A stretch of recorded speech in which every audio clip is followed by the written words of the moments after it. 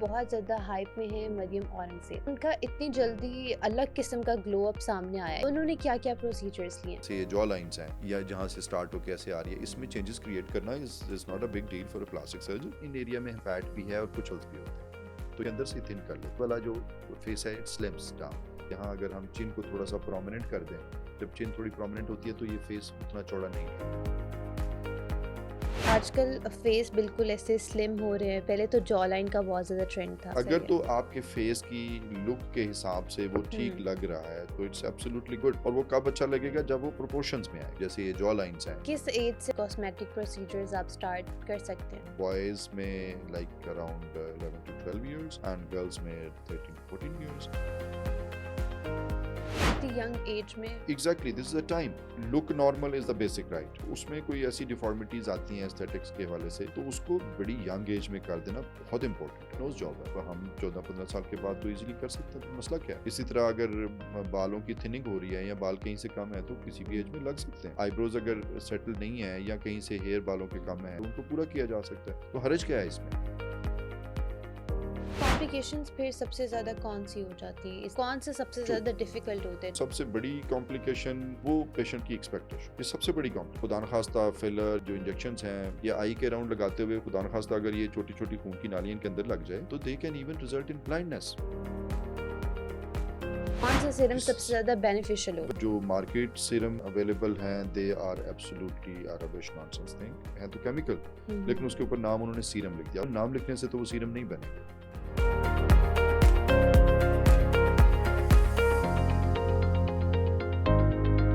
अस्सलाम वालेकुम। आज हमारे साथ डॉक्टर अफजाल बाजवा मौजूद हैं, जिनसे हम जानेंगे कि तरह तरह की वाइटनिंग क्रीम्स स्किन कैंसर का बायस बन सकती हैं। सन ब्लॉक आपकी स्किन के लिए कितना इम्पोर्टेंट है और कौन सा कॉस्मेटिक प्रोसीजर आपकी स्किन के लिए बेनिफिशियल रहेगा, ये सब जानने के लिए आज का एपिसोड एंड तक जरूर देखिएगा।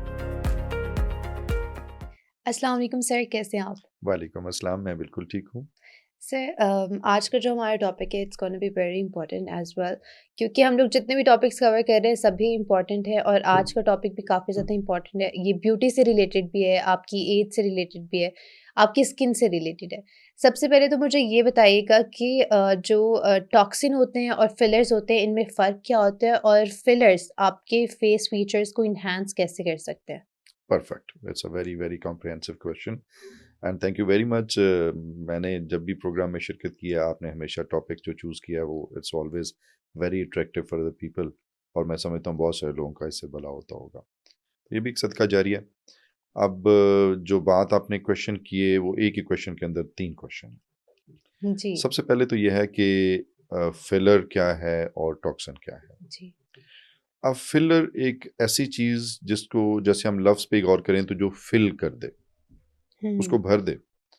अब फिल करने का मतलब यहाँ ये है कि जहाँ कोई डेफिशिएंसी है फेस पे या बॉडी में कहीं पे भी, उसको हम एनहांस कर दें, उसको फिल कर दें किसी भी चीज़ से। वो क्या हो सकती है वो मैं अभी बात करता हूँ। या किसी जगह को हम बड़ा करना चाहते हैं, प्रोमिनेंट करना चाहते हैं, हुँ, तो हम उसके ऊपर उसको हम फिलर कहते हैं। ओके। अब फिलर असल में 2 तरह के होते हैं, एक सिंथेटिक्स होते हैं और एक बायोलॉजिकल होते हैं। सिंथेटिक फिलर वो हैं जो कि कंपनी में या फैक्ट्री में या किसी लेबॉर्ट्री में बनाए जाते हैं, ठीक है, और नेचुरल या बायोलॉजिकल वो होते हैं जो बॉडी के अंदर से ही हम लेते हैं। फिल करना है, ठीक। जैसे अब किसी जगह पे हमने अगर लॉन में कोई चीज़ ऊंचा करना है या किसी हुँ, खड्डे को हुँ। फिल करना है, तो व्हाट वी डू, हम वहाँ मट्टी डालते हैं।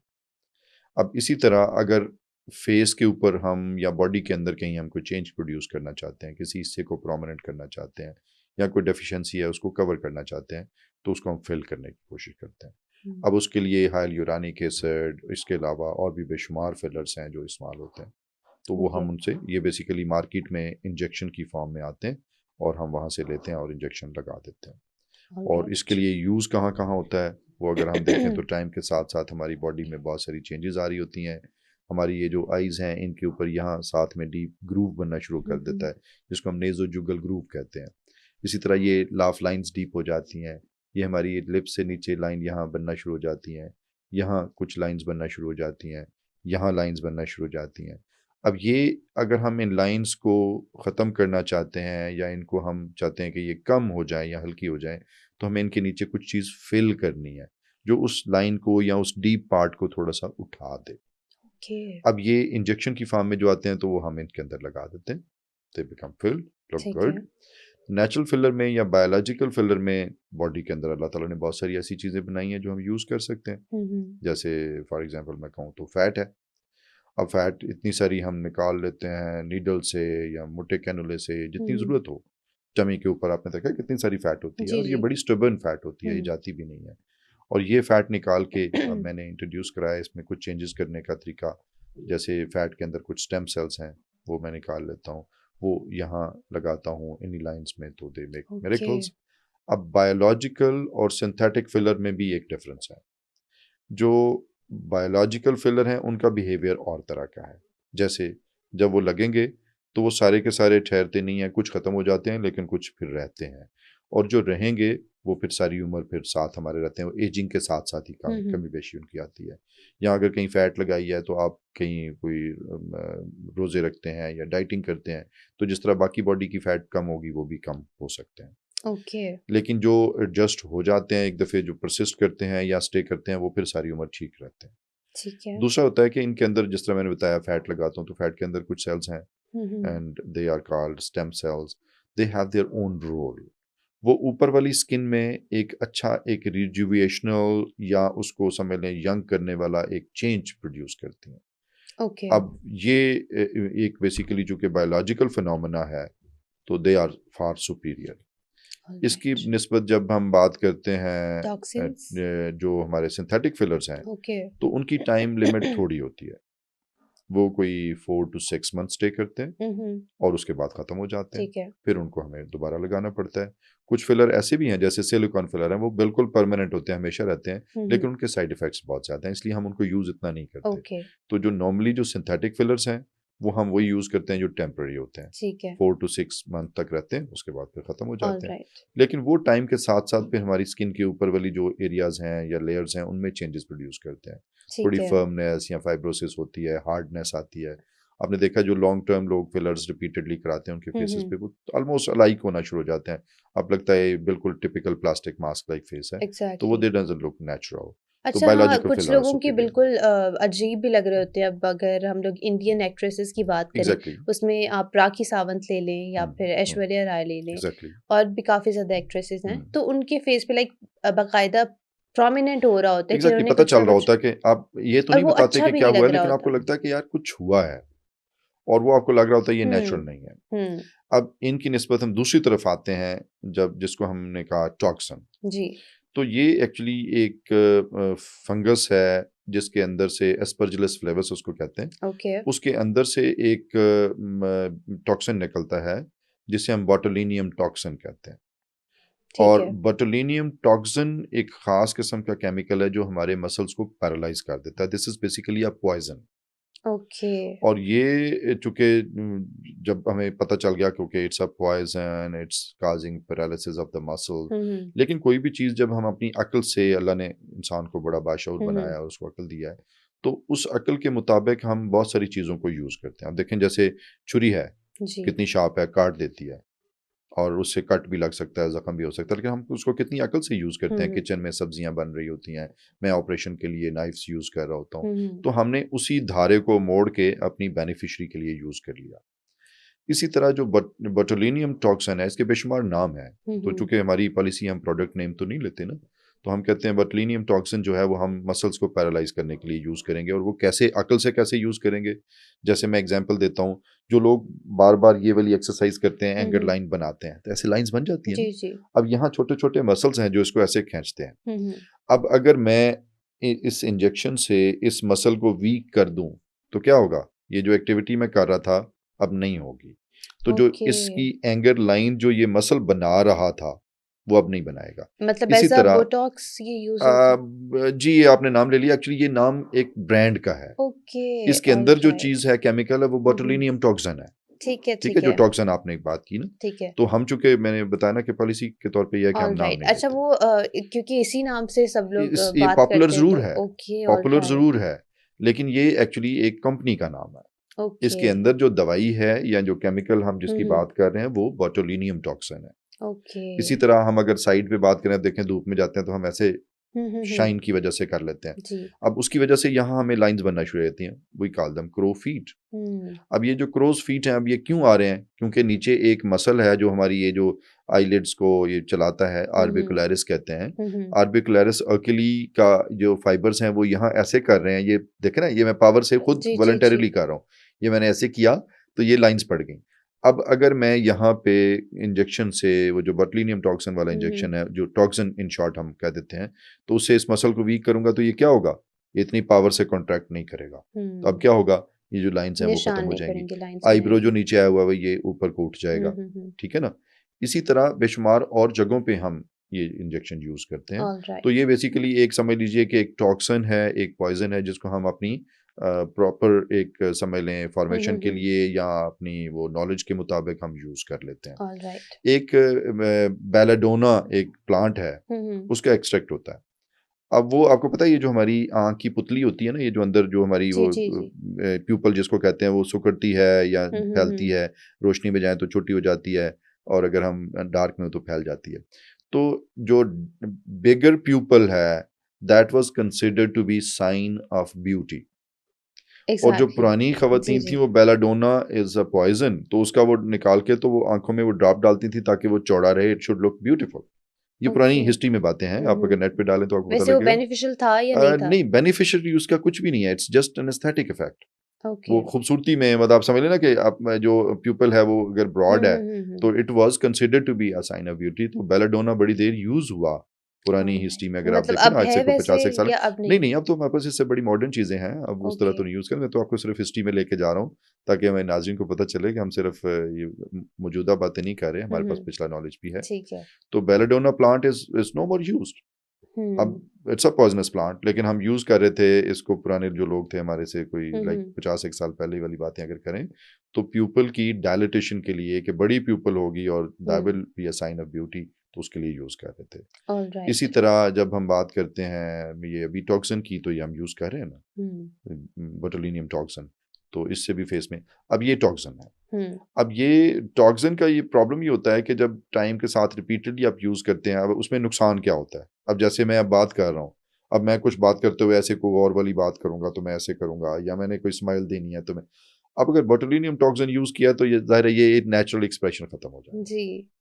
अब एक आर्टिफिशियल लुक होगी, मैं अब स्माइल कर रहा हूँ हुँ। और स्माइल करते हुए मैं साथ मेरी ये आँखों का एक्सप्रेशन नहीं आया, तो आप कहेंगे डॉक्टर साहब ने बस सुपरफिशियल सी स्माइल दे दी है, या फेक बड़ी, स्माइल दे हाँ, दी है। फेक स्माइल दे दिया, या सरसरी सा ऐसे। तो वो एक्सप्रेशन के साथ, क्योंकि हमारी जो समझ लें नॉन वर्बल कम्युनिकेशन है या फेशियल एक्सप्रेशंस हैं, they are very very important. लेकिन इनको आपकी खुद के इख्तियार में होता है ना कि आपने कितनी क्वांटिटी में दूसरे इंसान के फेस पे यूज़ करना है ताकि एक्सप्रेशंस भी ठीक रहें और उसका फेस भी थोड़ा स्ट्रेच। एब्सोल्युटली, आप हुँ। ठीक कह रही हैं, उसमें जो एग्जेजरेटेड इफेक्ट्स हैं उनको हुँ, तो हुँ। मास्क हम कर सकते हैं, हुँ। लेकिन उस एग्जेजरेटेड इफेक्ट को मास्क करने के बाद फिर 5-6 मंथ्स के बाद वो फिर उसका असर खत्म हो जाना है, okay. And then we have to repeat it again. और वैसे और कितने टाइम तक का असर होता है इसका? ये 5 to 6 months, overall 5 to overall 6। 5 to 6 months, उसके बाद हुँ। इसका इफेक्ट खत्म हो जाना है, then we have to repeat it. हुँ। और उस रेपिटेशन से जो मसल्स हैं उनकी एक्टिविटी बहुत सारी चेंज होती है। ऑलराइट। तो बहरहाल इट्स बीइंग यूज्ड। और फेस प्रपोर्शन का नाम बहुत सुना जाता है, ये क्या है और ये कितना इम्पोर्टेंट है? That's very important, very good. असल में फेस को हम अगर ना भी बात करें, अब जनरल बात करें, तो अल्लाह ताला ने हर चीज़ में, कायनात में खूबसूरती में प्रोपोर्शंस रखे हैं। बेशक।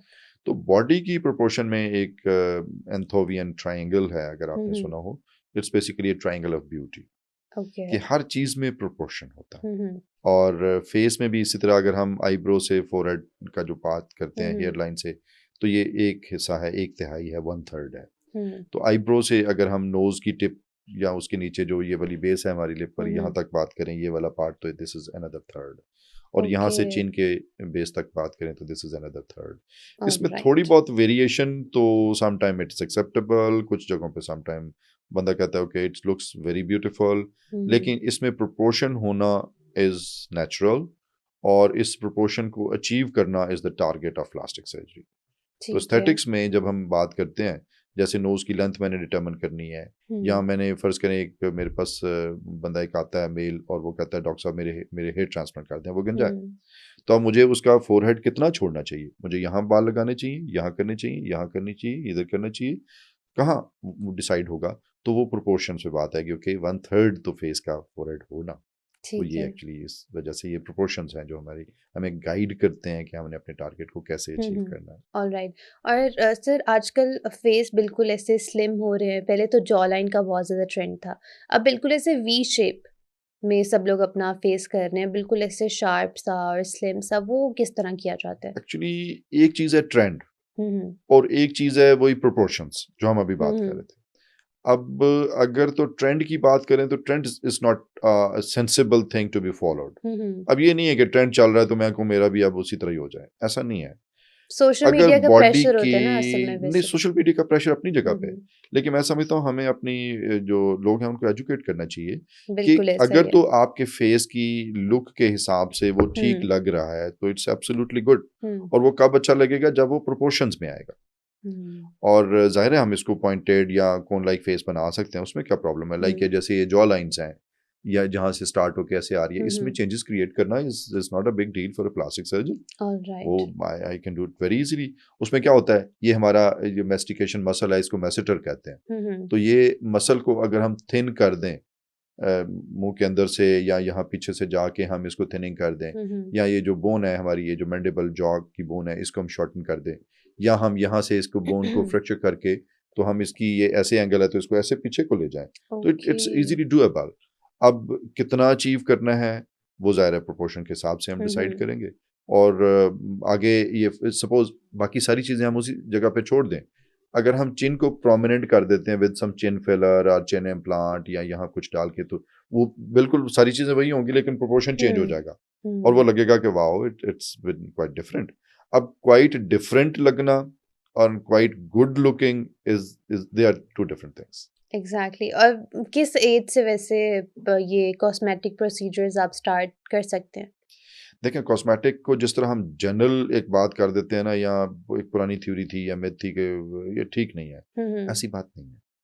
बहुत सारी चीज़ें हैं जो टाइम से हम हम्म अपना कर सकते हैं, लाइक वेरी यंग एज से हम कर हम्म सकते हैं।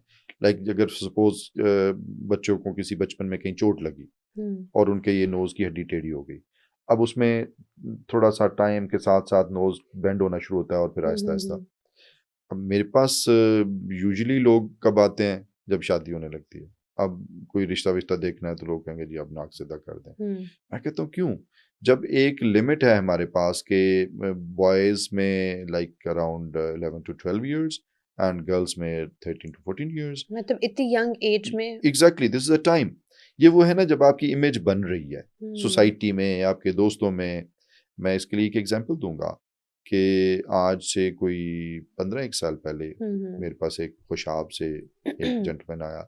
ही वाज टॉल हैंडसम और he was around 31 32 years of as.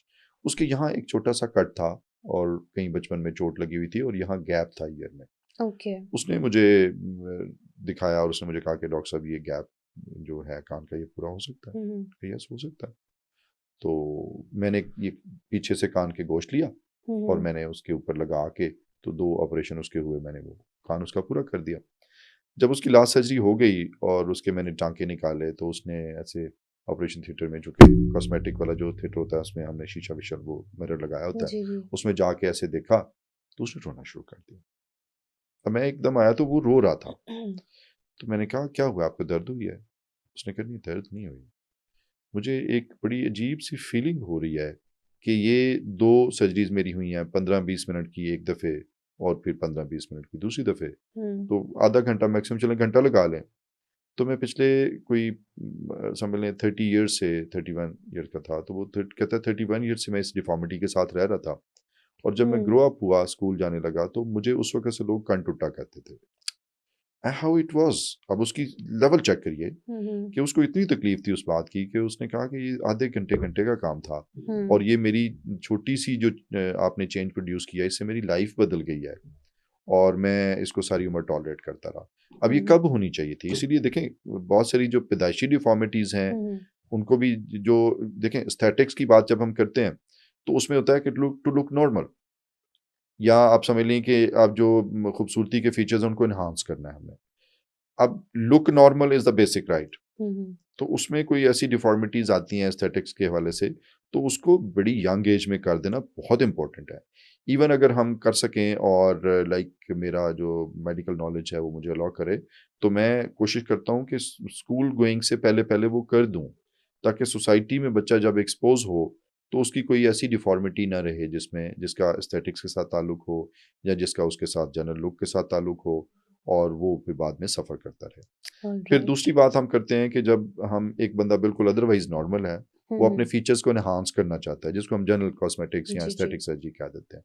अब उसमें जब आप एक चीज़ सोचना शुरू करते हैं कि मुझे ये चेंज करानी है, तो either you should consult plastic surgeon okay. और you should consult a psychologist. या तो वो आपको सेटल कर दे, वो आपके माइंड से वो इच निकाल दे, या फिर आप उसको करा लें। और कराने में भी 100% नहीं, क्योंकि प्लास्टिक सर्जन के पास आएंगे तो वो सेफ्टी भी इंश्योर कर लेगा कि अच्छा ठीक है, कोई बहुत ऐसी कोई एबनॉर्मल या रूटीन से हटके कोई फरमाइश तो नहीं हो रही जो कि इसके लिए कल को डेंजरस हो, या कोई इसमें ऐसी चीज़ हो जो इस वक्त ना भी हो तो गुजारा हो सकता है। लेकिन अगर सेफ हो, डुएबल हो, जिस तरह मैंने कहा कि नोज जॉब है, तो हम 14-15 साल के बाद तो इजीली कर सकते हैं, तो मसला क्या है। इसी तरह अगर बालों की थिनिंग हो रही है या बाल कहीं से कम है तो किसी भी एज में लग सकते हैं। आईब्रोज अगर सेटल नहीं है या कहीं से हेयर बालों के कम है ये आईब्रोज के, तो उनको पूरा किया जा सकता है। तो हर्ज क्या है इसमें। जी। और फिर जब बंदे की एक सोशल इमेज बन रही है, तो वाई नॉट उसी वक्त क्यों ना करें। लेकिन कॉम्प्लिकेशंस फिर सबसे ज़्यादा कौन-सी हो जाती हैं इस सारे प्रोसीजर में? और कौन-सा सबसे तो ज़्यादा डिफ़िकल्ट होता है चीज़ देखिए, करना? उसमें जो सबसे बड़ी कॉम्प्लिकेशन जो मैं as a plastic surgeon face करता हूँ, हुँ, हुँ। वो पेशेंट की एक्सपेक्टेशन। ये सबसे बड़ी कॉम्प्लिकेशन। ओके। क्योंकि जब यंग एज में आप you started doing on the areas और आप सब करते हैं, हुँ, तो हुँ। Patient they become aware, they become more conscious.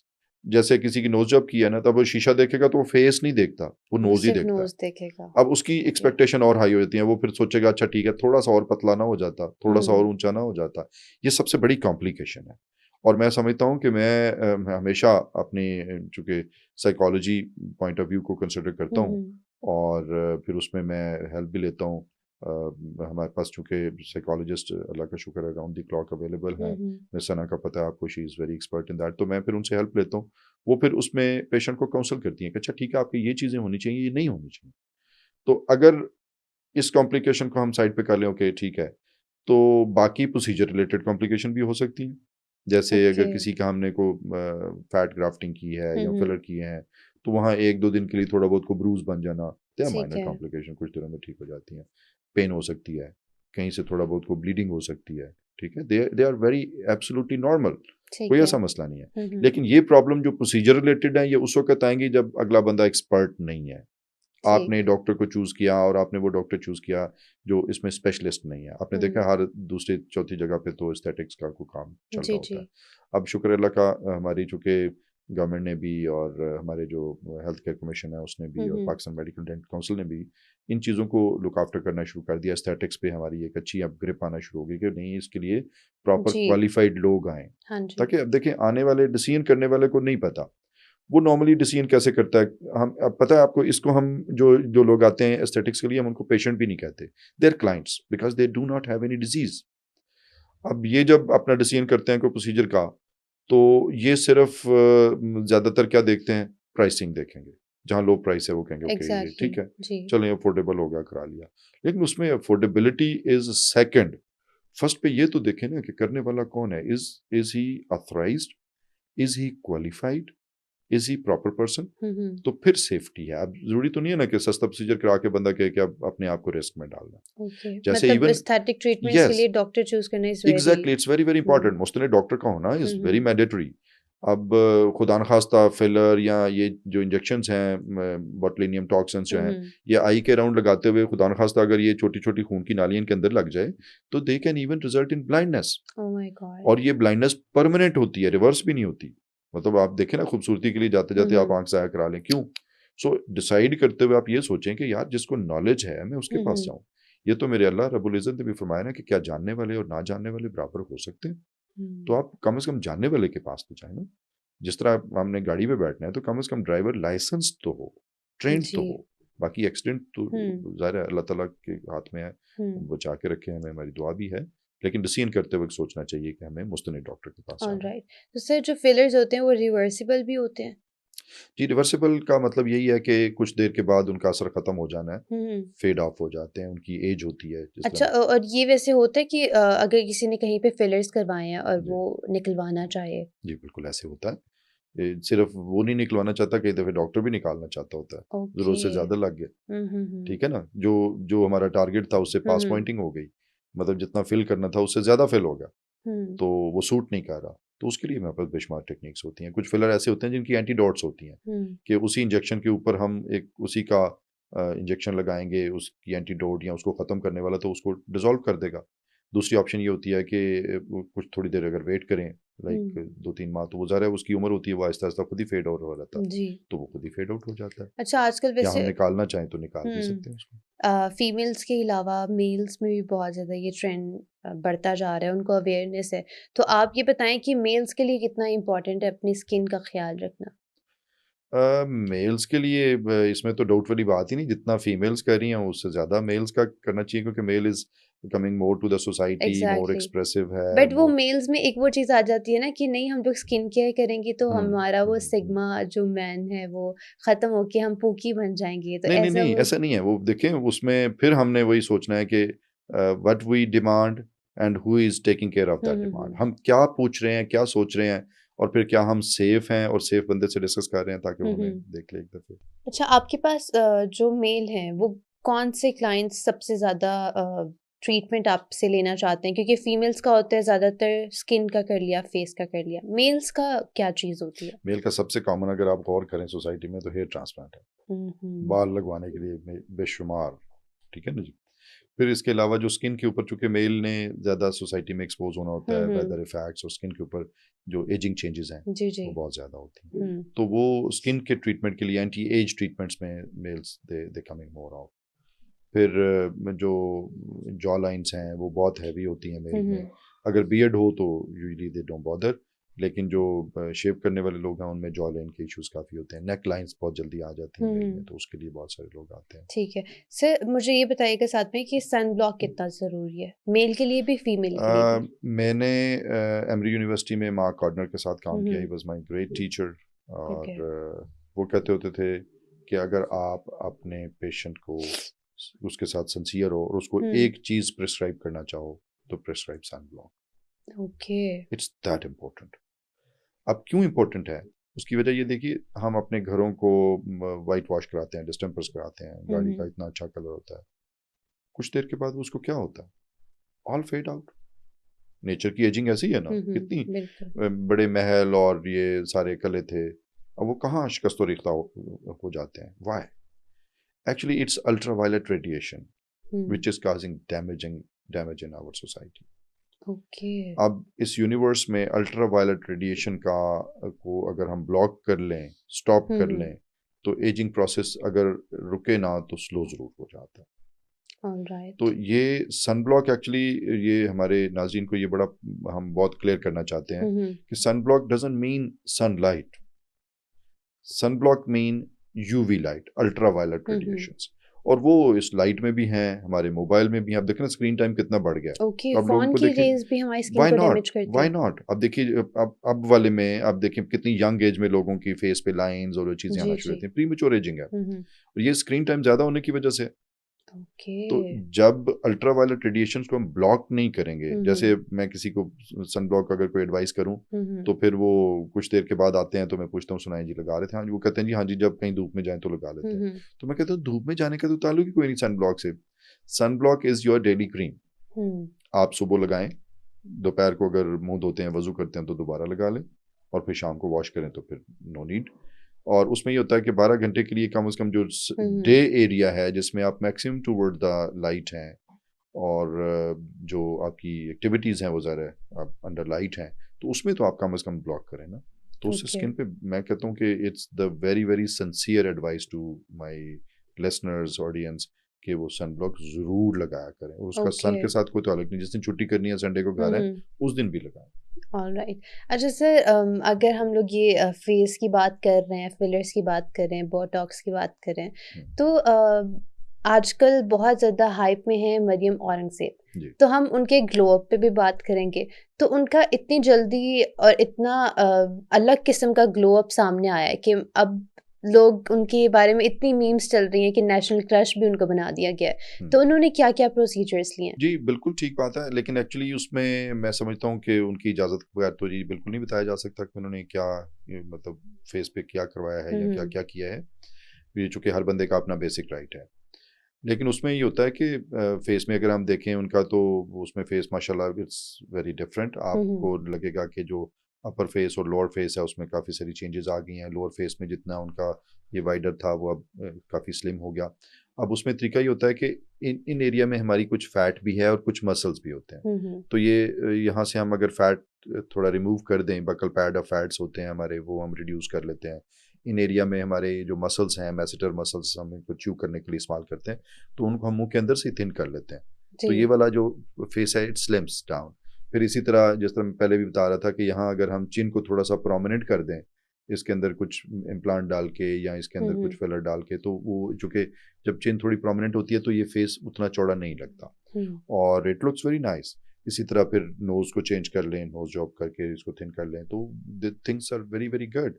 तो वो ऑलराइट। ज़ाहिर है इस तरह की चीज़ें हम करके फेस को बहुत स्लिम कर सकते हैं, कोई ऐसी बात नहीं। ठीक है। अच्छा, एक सीरम जो हम लोग काफ़ी ज़्यादा मार्केट से भी मिल जाते हैं, हुँ। लेकिन आपके अकॉर्डिंग सीरम एक्चुअल में है क्या चीज़? और कौन-सा सीरम सबसे जिस ज़्यादा बेनिफिशियल होता वेरी है? ट्रू। अगर हम सीरम की बात करें तो जो मार्केट सीरम अवेलेबल हैं, they are absolutely are rubbish nonsense thing. हुँ, हुँ। क्योंकि सीरम का लफ्ज़ अगर आप अपना डालें गूगल पे या डिक्शनरी में, तो आपको बताता है कि अगर ब्लड को हम किसी कंटेनर में रखें और ब्लड जम जाए, तो उस जमने के बाद जो फ्लूइड बाकी बचता है, हुँ। वो सीरम होता है। ओके। सीरम का मतलब है कि खून के जमने के बाद जो पानी निकलेगा उसके अंदर से, वो सीरम। ठीक है। अब उसके अंदर actually growth factors and healing factors होते हैं। हुँ, हुँ। कहीं चोट लगती है तो देखें अल्लाह का निज़ाम है, वहाँ ब्लीडिंग होती है और खून जम जाता है, जी।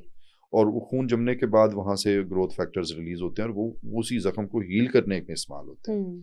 अब इसको एज ए मिसनॉमर यूज़ करते हुए कुछ मार्केट्स में कंपनियां हैं जो जिन्होंने जी। जो प्रोडक्ट्स बनाई, अब वो ज़ाहिर है वो हैं तो केमिकल, हुँ, लेकिन हुँ। उसके ऊपर नाम उन्होंने सीरम लिख दिया। अब सीरम नाम लिखने से तो वो सीरम नहीं बनेंगे। अब एक्चुअली जो सीरम किसी भी बंदे के लिए इम्पॉर्टेंट हो सकता है या उसकी जो स्किन की ग्लो और ग्रोथ के लिए इस्तेमाल हो सकता है, वो हुँ। उसके अपने ब्लड से बनेगा। जिस ठीक तरह है। आपने पीआरपी का नाम सुना हुँ, हुँ, होगा। हुँ। अब ब्लड के अंदर हम स्पिन करते हैं तो सेल्स को लैदा कर लेते हैं, तो वो सारे का सारा जो बाकी बचता है वो प्लाज्मा है। अब प्लाज्मा के अंदर एक खास लेयर होती है जिसको हम प्लेटलेट रिच प्लाज्मा कह देते हैं, जी, जी। वो पीआरपी है। हुँ, हुँ। इसी तरह जो कुछ हिस्सा है जिसमें प्लेटलेट्स कम है तो उसको पीपीपी कह देते हैं, प्लेटलेट पुअर प्लाज्मा। अब ओके। इसमें मैंने एक नई टर्म भी एक इंट्रोड्यूस कराई थी, मैं पीआरपी को अंदर फर्दर इसको रिफाइन करके तो उसके हुँ, अंदर से हुँ। पीडीजीएफ निकालता हूँ, okay. Platelet derived growth factor. अब ये एक्चुअली ग्रोथ फैक्टर्स हैं या हीलिंग फैक्टर्स हैं जो हमें चाहिए होते हैं और हमारी एंटी एजिंग और जो फेस की रिजुविनेशन और यंगनेस के लिए इस्तेमाल होते हैं। हुँ। तो सीरम एक्चुअली तो असल सीरम वही है जो आपके ब्लड से बनता है। ठीक है। अच्छा, अगर ऐसा होता है कि अगर किसी ने कोई प्रोसीजर लेना है, तो आप पहले उसका जो ब्लड लेवल है वो भी चेक करते हैं, मतलब एचबी लेवल, कि जी, जी, इसमें वो। बिल्कुल। देखें हमारे जो बॉडी की ड्राइविंग फोर्स है हुँ, वो हुँ। ऑक्सीजन है, और oxygen is carried by the blood. जब तक हमारी हीमोग्लोबिन पूरी नहीं होती, हमारी हुँ। बॉडी की तो एजिलिटी देखें, यंग नज़र आना और यंग एक्टिविटीज़ की तरह से जी, होना, जी, जी, जी। वो दोनों चीज़ें ही मिसमैच कर जाती हैं। हुँ। आप देखिए जो ही एक ख़ास लेवल से ब्लड का वो जो एचबी है वो कम हो जाती है, तो चेहरे पे छाइयाँ आना शुरू हो जाती हैं। हाँ, उसका डिस्कलरेशन की यही वजह एक बनती है? पिगमेंटेशन आनी शुरू हो जाती है और उसका सबसे कॉमन रीज़न यही है। हुँ। बाल झड़ने शुरू हो जाएँगे, फ़ौरन पेशेंट आएँगे, वो कहेंगे जी हमारी हुँ, वो हुँ। कंघी तो बहुत या ब्रश बहुत हैवी हो रहा है। तो उसका मतलब ये होता है कि मैं तो हमेशा विटामिन से स्टार्ट करता हूँ, और ये इतना इम्पोर्टेंट है कि आप देखिए, आप जो मर्ज़ी कर लें, जितने मर्ज़ी एक्सटर्नली आप शैम्पूज़ लगा लें, कंडीशनर्स लगा लें, जब तक इंटरनली हेयर की रूट आप हुँ, स्ट्रॉन्ग नहीं हुँ, करते, हुँ। बाल रुक नहीं सकता। अब बाल को स्ट्रॉन्ग करने के लिए क्या चाहिए? एक अच्छी ऑक्सीजन लेवल, एक एंटीऑक्सीडेंट विटामिन, आप हीमोग्लोबिन पूरी कर लें और हुँ। एंटीऑक्सीडेंट कोई दे दें तो बाल बहुत अच्छे हो जाते हैं। फिर ठीक अगर है। ज़रूरत हो तो we can do with PDGF, PRP, PPP है, या हम्म। इवन फैट से लेके या बोन मैरो से लेके स्टेम सेल्स किए जा सकते हैं। एक्सोसोम्स भी कमर्शियली अवेलेबल हैं, वो भी कुछ लोग ट्राई करते हैं। हम्म। तो मैं वैसे इतना रिकमेंड नहीं करता, मैं तो यूजली स्टेम सेल थेरेपीज करता हूँ, तो ठीक। उससे बहुत बेहतर हो जाते हैं। इसी तरह जब आप ब्लड पूरा करते हैं तो चेहरे पे एक टिपिकल ग्लो आती है, हम्म। मसल्स में जान आती है। अगर ब्लड कम होगा तो मसल्स में पेन्स, हड्डियों में दर्दें, हम्म। ये सारी they are very very common. Lethargic look, तो HB is very very mandatory and key important factor. Okay. अच्छा, और जो ये आपके फेस पे अगर पिंपल्स आ गए हैं और वो पिंपल्स के निशान रह जाते हैं, तो उसकी क्या वजह बनती है और वो कैसे रिमूव करवा जी, सकते हैं? उसमें जो जब एक दाना बनता है तो आपने देखा होगा उसके अंदर एक वो पस की तरह की एक थोड़ी सी जगह होती है। हम्म। तो normally people they start pouting them, वो उनको नोच देते हैं, छील देते हैं ताकि वो पस बाहर निकल जाए, हम्म। और उनके ख्याल में वो उससे उनके आसानी हो जाएगी। अब वो ज़ाहिर है उससे ज़ाहिर है पस वो निकलने से दाना जल्दी ठीक तो हो जाता है हम्म। कंपैरेटिवली, लेकिन वहाँ पे एक डिच बन जाता है, उसे हम पोस्ट एक्नी स्कार कहते हैं। ओके। अब वो पोस्ट एक्नी स्कार बेशुमार शक्लों के हैं, वो आई स्पेक स्पॉट्स की तरह के हैं, वो पेंसिल स्कार्स हो सकते हैं, वो बॉक्स स्कार्स हो सकते हैं हम्म। शक्ल की वजह से, लेकिन वो इतना उसको कंप्लीट करने की जरूरत नहीं है। ये बेसिकली एक्नी के स्कार्स हैं। ओके। अब उसमें दो प्रॉब्लम्स हैं, और दो प्रॉब्लम्स क्या हैं? एक है पिगमेंटेशन से और स्कारिंग से रिलेटेड, जी जी। और दूसरा है उस डिच से रिलेटेड। डिच क्यों है? वो बिल्कुल बेसिकली स्किन वहाँ से अपने लेवल से नीचे आ गई, क्योंकि नीचे हम्म। से फैट खत्म हो गई, अब वो नीचे लोअर लेवल पे आ गई, अब वो हम्म। एक बिल्कुल डिच की तरह फील हो रही है। और दूसरा जो स्कारिंग एंड पिगमेंटेशन है वो जी। इसको एक नई लुक दे रही है, जो कि ऑड लुक लग रही है। ठीक है। अब इसमें दोनों चीज़ों को साइमल्टेनियसली एड्रेस करना बड़ा ज़रूरी होता है। हम्म। अब जैसे जो डिच है उसके नीचे कोई ना कोई चीज़ फिल करनी पड़ेगी। अब ज़्यादा हम्म। फैट खत्म हुई है तो फैट ही फिल करनी चाहिए। ठीक है। अब मैं बॉडी से फैट लेता हूँ, नीडल से लेता हूँ, और वो उन हम्म। एरियाज में फैट फिल करता हूँ। ओके। सम टाइम मैं फैट के अंदर से वो स्टेम सेल निकाल के, जिस तरह बता रहा था, इस हम्म। पे मेरा पेपर भी पब्लिश हुआ अभी रिसेंटली, ओके। और journal of cosmetic dermatology, USA based journal है, इसमें ठीक है। पब्लिश हुआ। ओके। और इसमें मैंने प्रूव किया कि अगर मैं बॉडी से फैट लेके और फैट से स्टेम सेल्स निकाल के इसके अंदर इंजेक्ट करूँ तो वो स्कार्स भी बेहतर हो जाते हैं, पिगमेंट भी बेहतर हो जाता है, और जो एक्नी के वो डिच बने हुए हैं वो भी इम्प्रूव कर जाते हैं। ठीक है। इसी तरह फिर जब वो थोड़ा बहुत ऊपर को अगर रह जाए तो मशीन से हम डर्माब्रेजन उसको कहते हैं, उसको रब करके तो वो सारी ये चीज़ें एक लेवल पे कर ऑल देते हैं, right. And they become fine. तो ओपन पोर्स का भी सेम यही प्रोसीजर्स जी, होता है? ओपन पोर्स में एक्चुअली जो हमारे स्वेट ग्लैंड्स हैं उनकी हाइपरट्रॉफी होती है। आप देखें ना, हम्म। कभी आपने गर्मी में थोड़ी देर के लिए जाएं तो आपको एक वो ड्रॉपलेट से आते हुए फील होते हैं, आपको लगता है हम्म। पसीना आ रहा है। अब वो किसी सुराख से आ रहा है, वो स्वेट ग्लैंड्स के मुंह हैं छोटे छोटे। ओके। अगर हमारी स्किन के ऊपर कोई रिएक्शन, कोई एलर्जीज या एजिंग चेंजेस आ रही हों, हम्म। तो वो मुंह जो होते हैं वो प्रोमिनेंट भी हो जाते हैं और बड़े बड़े हो जाते हैं, उनको ओपन पोर कह देते हैं। ओके। वो पोर नहीं है एक्चुअली, वो एक टनल है which is leading to the sweat gland. Hmm. तो उसकी हम फिर एक्टिविटी ये करते हैं कि उनको हम्म। हम जो हाइपरट्रॉफी हुई होती है उनको सेटल करने के लिए बेशुमार हमारे पास क्रीम्स भी हैं, दवाइयाँ भी हैं, तो ठीक वो है। ठीक हो जाते हैं उससे। ओके सर, एक और बात है कि अगर कोई कहीं मूव करे या हम्म, किसी और सिटी जाए या किसी हम्म। और के घर जाए तो लोग कहते हैं कि हमें इनका पानी नहीं सूट किया, हमें बहुत ज़्यादा टैनिंग हो गई है, तो इसके पीछे की क्या नहीं, लॉजिक ये है? बात बिल्कुल ठीक है, गलत नहीं है, क्योंकि देखिए सिर्फ पानी को हम अगर वाटर लें तो ये सिर्फ ऐसा नहीं है, हम्म। इसके अंदर बेशुमार केमिकल्स भी हैं, बहुत सारे हार्ड वाटर। सॉल्ट्स हैं। यस, देखिए ना, हार्ड वाटर आपने एक जैसे टर्म यूज़ कर दी है। जी जी। अब हार्ड वाटर क्या होता है? अगर पानी के अंदर सॉल्ट की मिकदार ज़्यादा है, हम्म। और ये सॉल्ट वो नहीं जो हमारे घर वाला है, बेशुमार और सॉल्ट भी हो सकते हैं, वो रीजनल बेस्ड होते हैं। जैसे हम ओके। अगर फ़र्ज़ करें ख्योड़ा की तरफ जाएँ या कहीं नॉर्दर्न की तरफ जाएँ, अब पहाड़ों के अंदर और भी मिनरल्स हैं, तो हम्म। उनके साल्ट्स उसमें शामिल हो रहे हैं। कुछ होंगे जो सूटेबल होंगे, कुछ होंगे जो हम्म। सूटेबल नहीं होंगे। अब उसमें कुछ साल्ट्स ऐसे हैं, जैसे एक साल्ट फ़र्ज़ करें मुझे सूट कर जाता हो सकता है आपको सूट ना करे। ओके। तो इसलिए जब एक प्लेस से दूसरी जगह जाते हैं तो पानी के अंदर चूँकि कंटेंट्स वेरी कर रहे होते हैं, हम्म। तो ये बात ठीक है, गलत नहीं है। ठीक है। तो उससे फ़र्क पड़ता है। ऑल और राइट। उसमें अगर आपको कोई प्रॉब्लम हो रही हो तो उसका मैं आसान हल अपने नाज़रीन को बताता होता हूँ कि पानी को गर्म करें, ठंडा हम्म। करें, उसमें जितने सॉल्ट्स वगैरह हैं काफ़ी सारे वो नीचे बैठ जाते हैं, ठीक है। और उससे भी काफ़ी इम्प्रूवमेंट फिर आ जाती है। ऑल अगर आपको राइट। सूट नहीं कर रहा तो आप हम्म। वक्ती तौर पे इससे सॉल्व कर सकते हैं। सही। अच्छा, हमने काफ़ी सेलिब्रिटीज़ को देखा है वो ब्लैक वाटर यूज़ करते हैं, हम्म। तो उन उसका क्या फ़ायदा है? वो आपकी क्या बॉडी को और आपकी स्किन को नरिश करता है, क्या जी, उसमें सीन? बेसिकली नरिशमेंट भी है और हुँ, सॉफ्टनिंग भी है, थोड़ा सा हुँ, एब्जॉर्प्शन का एलिमेंट ज़्यादा हो जाता ओके। है। जैसे अब मैं एक एग्जांपल दूंगा कि ऑरेंज दो ले लें, हुँ, हुँ, एक को फ्रिज में रखते हैं, एक को बाहर कहीं धूप में थोड़ी हुँ, देर के लिए हुँ, रखते हैं। 2 घंटे के बाद आप दोनों को साथ रखेंगे तो दोनों की शक्ल बहुत फ़र्क पड़ गई होगी। ओके। अब उसकी वजह क्या है? सिर्फ़ पानी का फ़र्क है, एक में पानी इवेपोरेट ज़्यादा हो गया। हम्म। अब ये ब्लैक वाटर्स और इस तरह की चीज़ें जो होती हैं, ये स्किन की हाइड्रेशन के लिए इस्तेमाल होती हैं। ठीक है। अब जब हाइड्रेटेड स्किन होगी तो वो टर्जेंट होगी, टॉट होगी और हम्म। उसके अंदर ग्लो भी आएगी, तो ज़रा अच्छा लगेगा। ऑलराइट। सर, इसके साथ-साथ मैं व्हाइटनिंग क्रीम्स की बात करना चाहूँगी कि वो हमारी स्किन के लिए कितनी ज़्यादा डेंजरस हो सकती हैं? बहुत ज़्यादा डेंजरस हो सकती हैं, क्योंकि देखिए जब एक जो नॉर्मली जो व्हाइटनिंग क्रीम है, दे आर यूजिंग ब्लीच। हुँ। अब ब्लीच है या कोई भी और केमिकल है जो हमारी जो पिगमेंटेशन है या जो मेलानोसाइट्स हैं, उनकी एक्टिविटी हुँ, को सुप्रेस कर देता है। और जब आप उसको लगाना छोड़ देते हैं तो फिर एकदम से वो एक्टिविटी बहुत तेज़ी से वापस आती है। आपने देखा होगा मोस्टली लोगों की जो ख़वातीन की चाइयाँ होती हैं, हुँ। वो जाती नहीं है। उसकी बिल्कुल। वजह क्या होती है कि ये इस तरह की क्रीम्स लगा के व्हाइटनिंग वाली, तो उन्होंने इन चाइयों को डीप कर लिया होता है। ठीक है। और बजाय फिर कम होने के जो ही छोड़ती हैं तो वो एक रिएक्शनरी इफ़ेक्ट आता है। वो फिर हुँ। बहुत गहरी भी लगती हैं और बहुत ज़्यादा एरिया भी इन्वॉल्व हो जाता है। तो they alright. Are very dangerous. मैं हमेशा कंडेम करता हूँ इनको कि नहीं यूज़ करनी चाहिए व्हाइटनिंग क्रीम्स। ठीक है। सर, लास्ट पे आप कुछ ऑडियंस को मैसेज देना चाहेंगे? जी, बिल्कुल। उसमें मैं अपने ऑडियंस, चूँकि हमारे लाडले हैं, हमारे we are they are here for their care, तो मैं अपने ऑडियंस के लिए एक इम्पोर्टेंट मैसेज दूँगा। वो ये है कि सबसे पहले तो ये है कि अपना ख़्याल रखें। अपने आप ओके। को हेल्दी एक्टिविटीज़ में डालें।